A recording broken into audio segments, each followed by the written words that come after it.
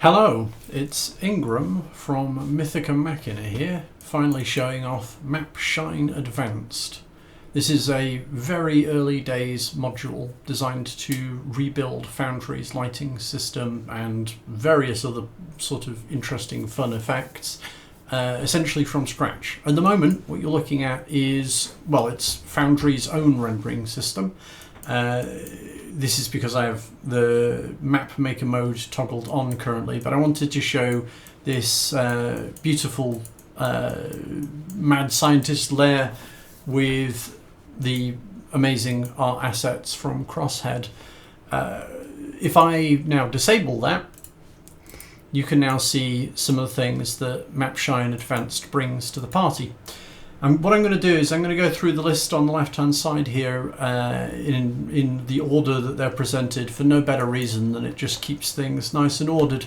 So I can show off one thing fairly quickly and easily. The first thing on the list is rope and chain, and the idea behind this, you can actually see a couple of examples here, is to, the purpose of the entire module is to add things that are animations that actually don't use video files in order to act within the scene, and to add life essentially to the scene. And I can demonstrate how you might go about adding a chain to the scene, for example. Near the top of the list you have a button here called Manage Map Points. You then can click Draw Near. You can then select rope, chain or rope, and then you scroll down to start drawing. And let's say, for example, you wanted to put something between these two gargoyles. You would click here, and then press enter. And what you end up with is an animated chain or a rope. Chains and ropes have different settings for them, as you might imagine. And it's just that easy to start adding visual effects in. Won't say more about that. That's nice and simple. Candle flames is a lot of fun.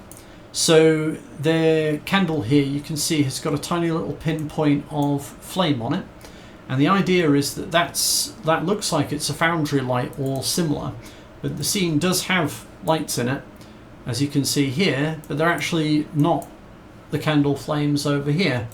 And that's useful because essentially I wanted to be able to have potentially hundreds of candles. Again, if you wanted to add a candle flame in, again you would go to Manage Map Points, Draw New, scroll down to Candle Flame, single point, start drawing. You want to add another candle point to this, for example, and just like that, click, add a new point, press enter, and what you've got yourself is another little flickering candle flame. But part of the fun of this, you'll understand later on when I get into how the different elements interact with each other. I should say before we go any further, this is very early. This is beta level and largely untested in real multiplayer sort of situations. So I would be extremely cautious about trying to use this module in an active game. If you do, be prepared to bail on it as a concept at the first time it fails. And if you depend on a lot of other modules, I would pretty much assume that there's a good chance that it will crash or that it will have a bad interaction with other things. This is just the first properly stable, testable version of the module that I'm excited to share with you today. So that's candle flames. Fire is a good bit easier to demonstrate and a lot more fun. So you can see a nice particle system coming off it and things like that. This particle is actually in a fake 3D environment, so you can sort of see that the embers move upwards, but it depends on what angle you're viewing the scene at. And again, if you wanted to add a fire effect to the scene, you just go to the map points thing, you would then go fire particles, area polygon, start drawing, and maybe something over here starts catching fire. And just that easily you can end up adding a fire effect into the scene. Eventually, I'd love to have the ability for you to come in and just use a paintbrush to paint fire effects in, so that you could do things like have a burning building or similar happen in real time. That could be a lot of fun. Surfaces in general could be a lot of fun for the players to see and for the GM to inflict. Fire has other properties as well, but we'll get to that when we get a bit further along. Lightning is a lot of fun. Obviously, one of the major features of this map was Tesla coil style lightning bolts coming out of surfaces. Again, just as simple as drawing a line between 2 points, pressing enter, and then setting the settings just how you want over here in the left panel. This panel here is only really useful for setting up maps. You can use it to drive things in the map, but there is actually a better separate control called the Map Shine control panel over here. We'll play around with some of that stuff in a little bit. What's next on the list? Smelly flies. I love this. So over here we've got a freshly dug grave, and if I increase this a bit, it'll spawn a bunch more of them. The idea is that this is a particle system, but it has two states. One is flying, one is crawling around. And so you end up with these wonderful little swarms, or horrible little swarms of flies that move around. Eventually, I want to have it so that when tokens move nearby, the flies will all scatter, so that you end up with essentially interesting procedural animation as a result of player action, which I think is very important. I'm going to lower that though, because a lot of these effects have a performance cost. And I think Smelly Flies is quite a big one. But you get the idea if I show you what that looks like. Dust is a very subtle one, but I can best show it over here. So if I increase the brightness and the opacity so that it's no longer subtle, you can see that there are little tiny dust motes moving around in beams of light. The goal is always to add little animations to scenes so that they actually feel more interactive, more interesting, and to, well, just generally to make something interesting happen. You could actually use something like this for a fun will-o'-the-wisp effect or a fey forest or similar. There's lots of different possibilities and a lot of options as to how you change how they look. Specular is a fun one. So if you look at this iron chest or crate or a cage, I suppose would be the best word, at the top right here, and I move the camera, you should be able to see that there is a highlight that moves across the surface, and on this pipe on the left hand side too. The goal again is to create surfaces that react differently, and especially differently in the presence of light. Lighting and tone mapping is primarily for setting up how the rendering system looks initially. Screen distortion is exactly what it sounds like. If I zoom in on this fire, you can see that it's wobbling as if there's a heat haze above it. That again is customizable, but only within quite limited parameters at the moment. Sky color is a fun effect. So if I zoom out here, and I can actually start showing what this control panel does. The control panel on the right hand side here is the one that you're meant to use in normal play, where the idea is you're not getting absolutely overwhelmed with the different options of it. If I change it so that its transition time is half of a minute, currently it's almost dawn, but if I click down at the bottom, it will start now transitioning the scene from a dawn to like a midnight effectively. And that's what sky color is doing, is it's changing some of the coloration outdoors, and it's changing how things look. Now, if I make that transition time that, and then we can just, we've encountered our first bug. I attempted to change the time whilst it was mid-transition. I'll have to remember that one. I didn't think I would get through this entire thing without encountering at least one bug.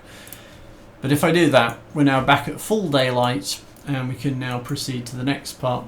So bloom is pretty much what it sounds like. Some people absolutely hate it. I think it's nice if it's kept really quite subtle. If you don't like subtle, you could do something like this. If you like Vaseline on the lens, you can have very sort of soft lit scenes and things like that. There's a lot of possibilities with creating interesting moods by changing the way that bloom works. Be aware that it's quite an expensive effect, but it has its place. And if you keep it very strong, but then keep it very thresholded, then you can create that impression of HDR lighting. There's not HDR, but it looks a little bit like that. There is a lens flare effect. I wouldn't use it. It's not very attractive looking, and I plan to do a lot more work on that one. The grid setting is because this is a complete replacement for the way that Foundry does its rendering. So I had to include a new way of rendering grid systems. At the moment, I'm afraid I think it's only got square grids, but that again is something that I want to actually fix fairly soon. Color grading and visual effects is pretty much exactly what it sounds like. You have a lot of different options for changing the way that scenes look. There are a lot of different color correction passes in this module. You might find that you can create an interesting effect by using them. Film grain is pretty much exactly what it sounds like. It's probably too subtle to even really notice. Maybe you can see that, but likely YouTube will just chew that up and spit it out anyway. Dot screen is a good deal more easy to understand. It creates that sort of manga-esque look that you get from old-fashioned tone transfer sheets and things like that. I definitely think you could make something interesting in this art style. Halftone is similar, but uses more of a comic book style. So dots on a surface that have been misaligned on purpose in order to create a special sort of pattern. And there is also a sharpen filter. That's not very exciting, so I'm not really going to bother showing you it, but you get the idea. It makes things sharper. ASCII art, I'm not sure who would use this, but it was easy to add, and maybe if you're doing a cyberpunk adventure and your band of adventurers is going into the net, this would prove an interesting thing to do. I don't know. It's more up to people to decide how things are useful than it is for me to decide what they are used for. Player light. This is a fun one. So let's say your adventuring party is exploring the evil mad scientist lair in the middle of the night. So let's make it the middle of the night.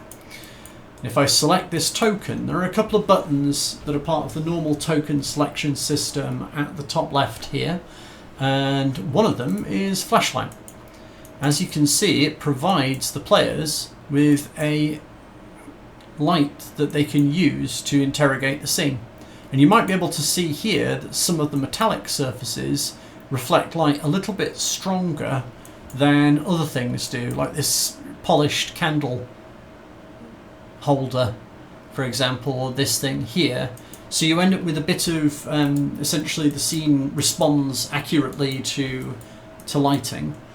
The version of this flashlight, you can also include a horror version of it, where if you increase, there's a thing called brokenness. If you increase this to a higher value, the flashlight will fail periodically, which is a lovely or horrible effect depending on what you're sort of going for.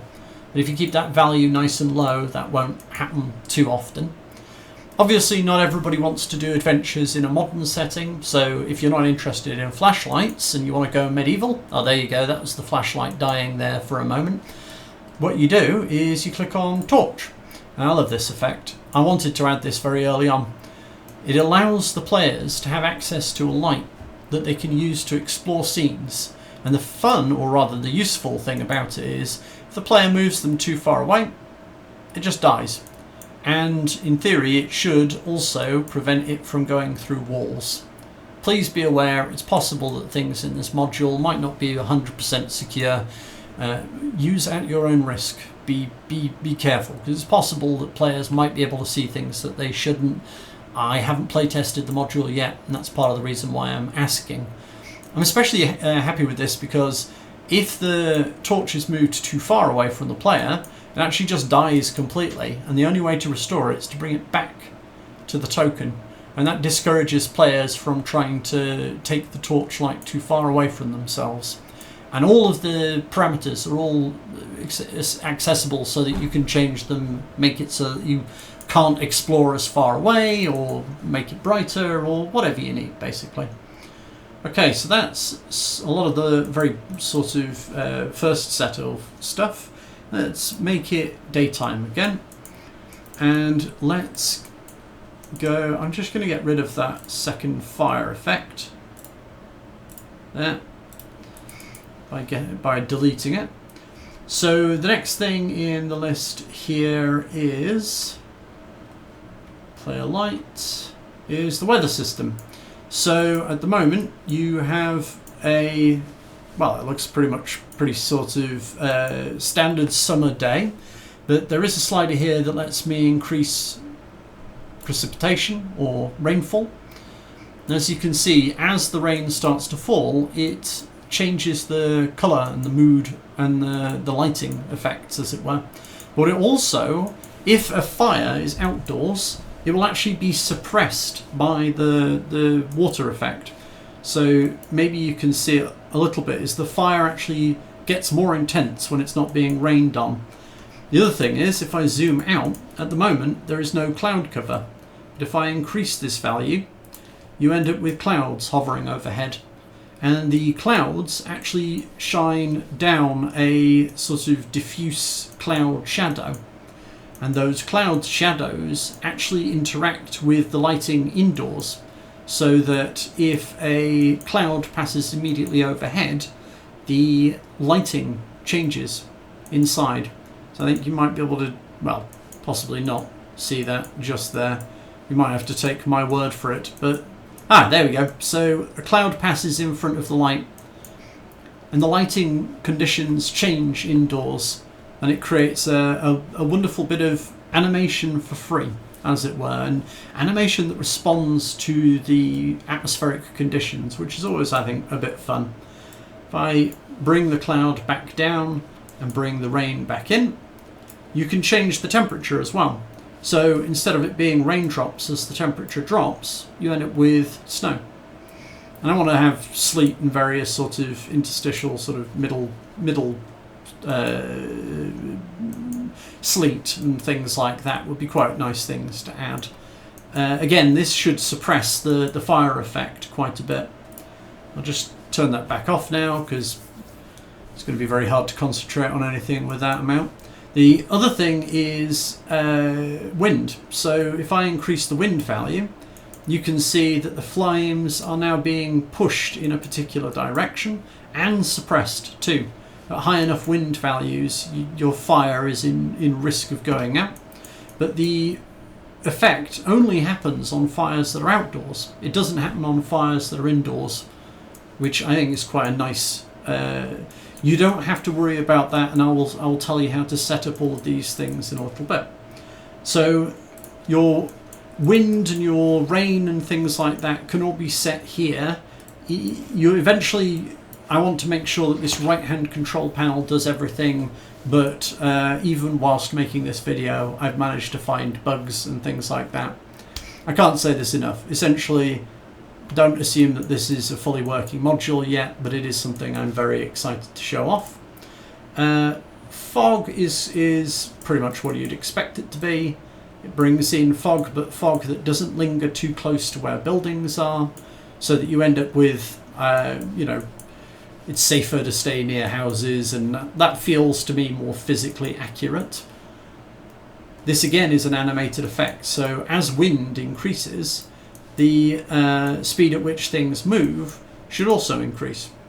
That said, doesn't look like it is doing so, so that looks like something that I'll have to tweak. Bring that back down again, and I think that's the whole weather system. There's ideas for things like lightning and other effects. They're coming in the future. What's next? Window light is something that I've talked about a bit, essentially by showing you some of it, but it has other effects too. So if I actually go back to the weather system and increase the rain, and make sure that it is rain, you can see that the windows get a sort of a ripple effect on them, as if there was water running down them. It's entirely about trying to make the scene feel more interesting and alive. And a lot of this is done without having to individually sort of tweak or select for things. And what's next on the list? Overhead shadows is pretty much what you'd expect it to be. If I get rid of the rain again, so at the moment we're at noon, but if I change the slider, you should be able to see that buildings cast shadows, and the shadow changes depending on whether or not it's the morning or the evening. All about trying to make it so that the map never quite stays the same, and always feels like it's alive and that it's responding to what you need it to do, or making it more interesting feeling. That's building shadows, and overhead shadows is pretty much the same thing. And finally, and this is very much a work in progress, but water. And that's exactly what it sounds like. Ripples and waves and things that if I increase wind speed, you should be able to see that the water responds to it. There's a lot of work that needs to be done on water effects to make them more interesting, but this is one of the bigger, more complicated effects. And I think that's pretty much it. I have lots of other things that I want to do with this. There's tons of other things I want to show off. There's a whole system that I haven't really talked about because it's not actually part of this map, which is animated bushes, trees, iridescence, so you can make surfaces that are different colours depending on where the camera is viewing it. That's a nice fun effect. Prisms, so that you can have glass surfaces that refract the light in interesting ways. I love to add some more of those effects to this, but they're not currently on this map. There is a thing for Fog of War here, but that is largely because I've had to recreate the system that Foundry uses from scratch. So you're going to find a lot of things that are primarily sort of debug facing and development facing. So yeah, I think that's pretty much everything in terms of showing you the actual module itself. And if I go here, I can show you how I actually go about adding some of the effects that aren't part of the map point system. So I make my map in Dungeon Draft in the normal manner, and then I put a black mask over the top, just a layer that's black. It's probably easiest to show this off with the specular layer, because all I did then was to go through and remove the black mask in places where I wanted there to be shiny surfaces. And that is a nice, quick and easy method of generating something like this, so that you get shiny metal surfaces that doesn't require you to spend a huge amount of time and effort. Underscore structural is the indoor lighting. So this is, again, it perhaps looks more complicated than it is, but all I do is I go, this is where I want the light to fall, and then these will all respond automatically to the lighting conditions, to the time of day, and to weather conditions and things like that. So the reason why the different layers are things like underscore structural or underscore specular is that you take whatever your primary map is, your file name for your map, and then you create these additional masks that have the same exact name, and then have an underscore and then specular, for example, and then the file extension. And if you do that, the system should hopefully pick it up automatically, and you're off to the races. You have shiny metal surfaces that you can work with. Not everything is working perfectly or anything like that. I'm still very much at an early testing stage. You'll find at the top of the actual main panel there is a button to report bugs, and also a link to my Patreon in case you want to stay up to date on what's happening with this module, and a link to my Foundry store if you'd like to help development of this. The module is free and always will be free. The goal being that I hope that other people want to pick this up and develop their own maps and things like that with it. I've already had lots of people in the community reach out and say lovely things. Thank you very much for listening. I hope you're excited about this. I'm super excited about it too. Be very cautious using this in live games. Please give me feedback. I always appreciate finding out what's good, bad and ugly, and especially if you have the least bit of technical knowledge or the willingness to do so. Report bugs, because a module like this is going to break very, very often, and I'm going to have to go and start squashing those bugs individually. But thank you very much. I've been Ingram from Mythica Machina, and yeah, that's that.